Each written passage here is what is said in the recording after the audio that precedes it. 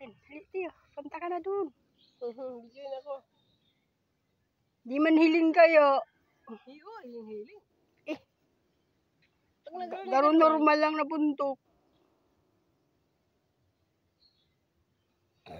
Guys, pauwi na kami. Pauwi na kami. Ngayon nakita namin yung bundok na kung saan nandun yung Taal Volcano.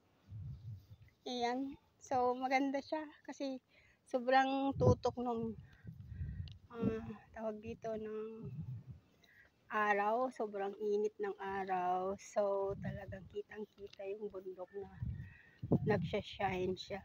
Nag-spark yung top ng mountain na halos talagang umaapaw siya sa araw. Ayan.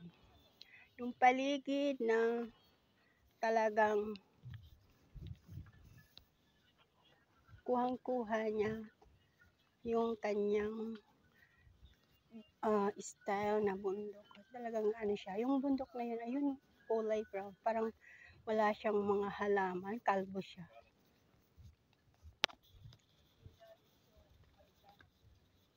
Ayan. So, dahil sa dito muna ako magtatambay palapit sa kanya. Actually.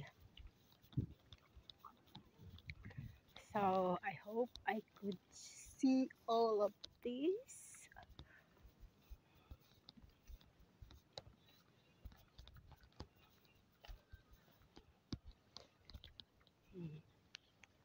So, ayan siya guys. Kitang-kita yung ano.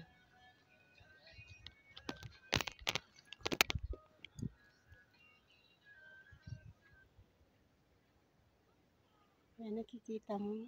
Sobrang ganda ng overview ng kabundukan. So, yung Taal Volcano, napapaligiran siya ng tubig. Ayan. So, kitang-kita. Sa tabi ng Taal Volcano, may mga maliliit siyang mga bundok. Ayan.